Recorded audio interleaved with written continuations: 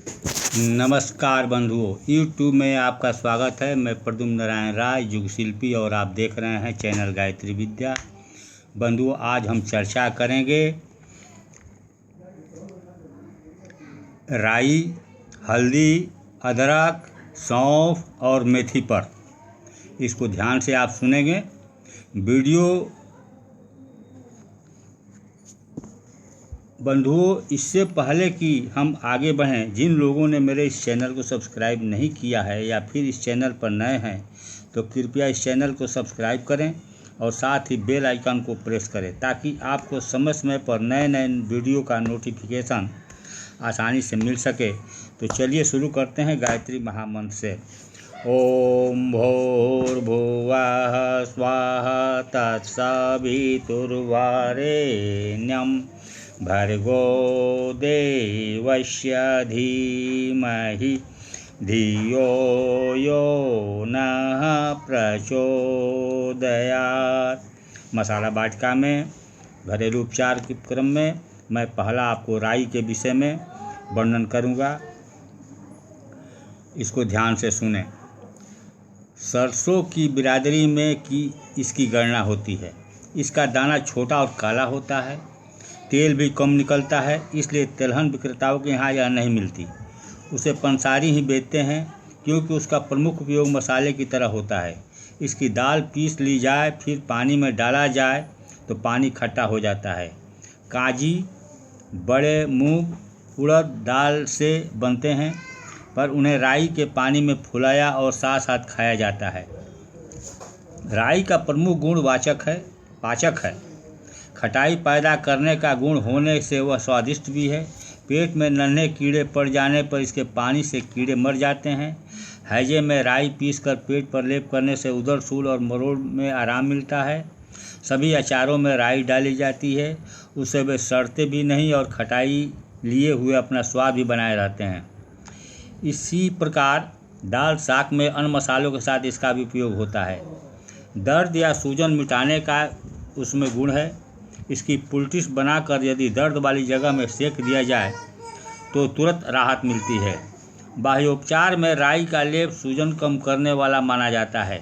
गर्म पानी में राई डालकर सहने योग्य तापमान तक बना लिया जाए, इतने में राई फूल जाती है और पानी में उसका असर हो जाता है। इस पानी को किसी टब में कमर की ऊंचाई तक भरा जाए और उसमें टब बाथ की तरह बैठा जाए तो प्रमेह आदि यौन रोगों के सुधार में इसका बहुत अच्छा प्रतिफल निकलता है। राई या सरसों के तेल में बारीक नमक मिलाकर उसे मंजन का काम लिया जाए तो दांतों तथा मसूड़ों की मजबूती व सफाई होती रहती है। विष विकार में चूर्ण 1 से 2 चम्मच की मात्रा में दिया जाता है, ताकि वमन के द्वारा विष बाहर निकल जाए। राई का औषध प्रयोजन हेतु कम मात्रा में उपयोग ही लाभकारी है। इसे पीसकर शहद में मिलाकर सूंघने से जुकाम मिटता है। मात्र राई पीसकर सूंघने या तेल सूंघने से मिर्गी मूर्छा दूर होती है। कान के फोड़े, फुंसी और बहरेपन में राई का तेल कान में डालते हैं। राई पीसकर अरंडी के पत्तों में चुपड़कर जोड़ों पर लगाने से संधियों की सूजन मिटती है। राई अग्निदीपक, पाचक, उत्तेजक एवं पसीना लाने वाली बड़ी गुणकारी औषधि है। अब दूसरा हल्दी के विषय में मैं वर्णन करूंगा, इसको ध्यान से सुनेंगे। हल्दी, इसका आकार भी अदरक जैसा होता है। पौधे की 1-1 फुट की चौड़ी पत्तियां होती है। पीले रंग के फूल वर्षा के दिनों में बड़े सुहावने लगते हैं। हल्दी के चूर्ण का उपटन किया जाता है। दाल साग को पीला रंग देने के लिए हल्दी डालना शोभा भी बढ़ाता है, सुगंध भी देता है और गुणकारी भी होता है। खाज, खुजली, फुंसी आदि में उसका सेवन उपयोगी रहता है। गहरी चोट लग जाने पर हल्दी का चूर्ण दूध के साथ पिलाते हैं। अलसी तेल, नमक और हल्दी की पुलटिस बनाकर सूजन, दर्द एवं चोट वाले स्थानों की सिकाई की जाती है। हल्दी रक्त शोधक भी है। शरीर पर फुंसियाँ उठने, चकत्ते जैसी पित्ती उछलने में हल्दी को शहद के साथ मिलाकर चाटते रहने की प्रथा है। पेट में कृमि पड़ने पर हल्दी का क्वाथ बनाकर पिलाया जाता है। खांसी आने पर हल्दी के टुकड़े मुंह में पड़े रहने दिए जाए और उन्हें धीरे धीरे चूसते रहा जाए तो लाभ होता है। जुकाम, सर्दी, सिर दर्द, दांत दर्द में भी उसके उपयोग से लाभ होता है। आयुर्वेद के अनुसार हल्दी उष्ण, सौंदर्य बढ़ाने वाली, रक्त शोधक, कफ वात नाशक, पित्त शामक एवं लीवर के लिए उत्तेजक मानी गई है। सर्दी लगने पर हल्दी की धूनी दी जाती है। सिर दर्द व साइनोसाइटिस में हल्दी गुनगुने जल के साथ लेने से बलगम निकलता व सिर हल्का होता है। मूत्र रोगों में इसका काढ़ा बहुत आराम देता है। आँखों के दुखने पर 1 तोला हल्दी 1 पाव पानी में उठाकर कपड़े से छानकर आँखों में टपकाते हैं तो लाली जल्दी मिटती है। प्रमेह में हल्दी के चूर्ण को आंवले के रस के साथ देते हैं। इसकी प्रयोग मात्रा किसी भी रोग में 2 मासे से अधिक नहीं होनी चाहिए। अनुपान प्रायः गुनगुना जल, दूध या मधु होता है। बाजारू हल्दी के में ऊपर से नकली रंग पोता हो जाता है ताकि ग्राहक को आकर्षक लगे, पर यह रंग हानिकारक पाए गए हैं। इसलिए बिना रंग की हुई हल्दी प्राकृतिक रूप में लेनी चाहिए।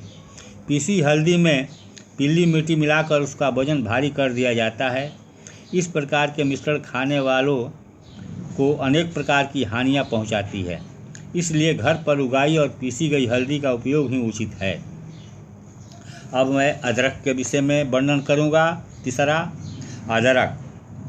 अदरक गीली गांठ है, जमीकंद की तरह जमीन में गड़ी गड़ी बढ़ती रहती है। उसमें से जितनी आवश्यकता काटकर शेष भाग को फिर जमीन में गाड़ा और भविष्य के लिए बढ़ते रहने दिया जाता है। यदि अदरक जब सूखा लिया जाता है तब सौंठ बन जाता है। बोने के लिए इसके टुकड़े काट काट कर ही गाड़ दिए जाते हैं। इसमें बीज नहीं होता। अदरक पाचक है। पेट में कब्ज, गैस बनना, बमन, खांसी, कफ, जुकाम आदि में इसे काम में लाया जाता है। नमक मिली चटनी बनाकर चाटते रहने, बारीक न पीस सके तो टुकड़े मुंह में डालकर चूसते रहने से लाभ होता है। बच्चों के लिए रस के रूप में प्रयुक्त किया जाता है। अदरक का रस और शहद मिलाकर चाटते रहने से दमा, श्वास, खांसी से लेकर क्षय रोग तक सुधार होता है। हिचकी, जमुहाई का अनुपात बढ़ जाए तो भी इसका प्रयोग किया जा सकता है। दाढ़ के दर्द में भी इसका सेवन उपयोगी है। अदरक और सौंठ के गुण एक जैसे होते हैं, पर जब चूर्ण में उसका प्रयोग करना हो तो सौंठ लेना ही उपयुक्त है। उसमें अदरक की तरह बार बार पीसने का झंझट नहीं रहता। अदरक भोजन के कुछ पूर्व लेने से अग्नि प्रदीप्त रहती है, भूख बढ़ाती है। इसमें दोनों गुण हैं। आंतों की प्रवाही स्थिति में ग्राही भी है एवं कब्जियत को भेदने का गुण भी इसमें है। यह आयुर्वेद के सुप्रसिद्ध योग त्रिकुटा, जिसमें सौंठ, काली मिर्च, पिपली का एक प्रधान अंग है। अदरक का ताज़ा रस मूत्र निस्तारक, डायूरेटिक औषधि माना गया है।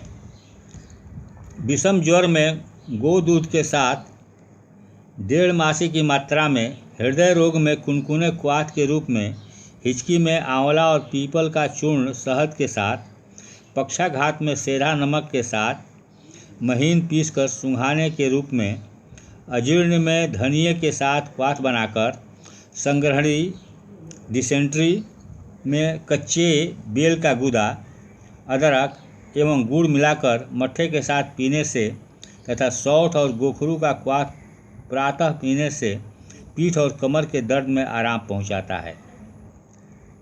चौथा, सौंफ के विषय में मैं वर्णन करूंगा। इसको ध्यान से आप सुनेंगे। सौंफ शीतल प्रकृति की औषधि है।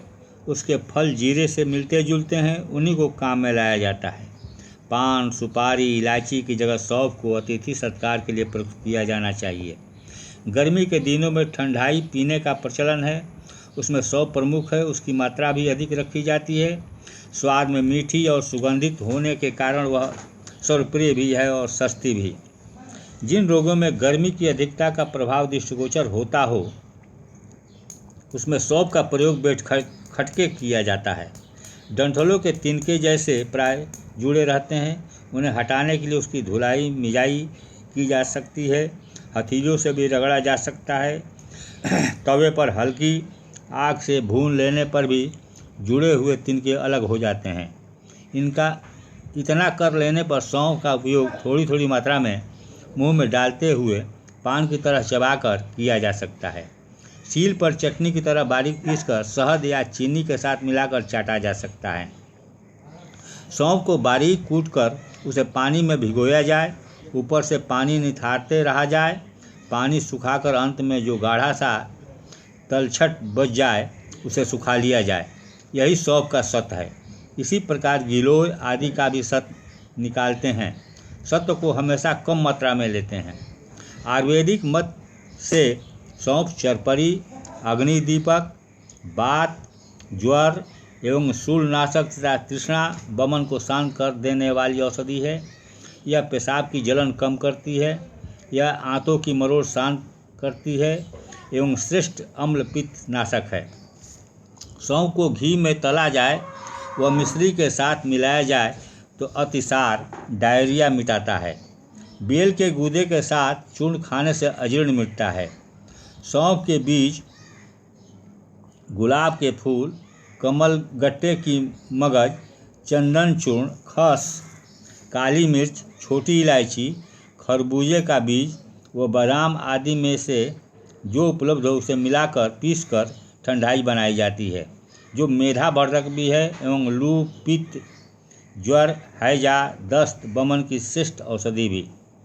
मेथी, पचवा मेथी के विषय में मैं वर्णन कर रहा हूँ, इसको ध्यान से सुनेंगे।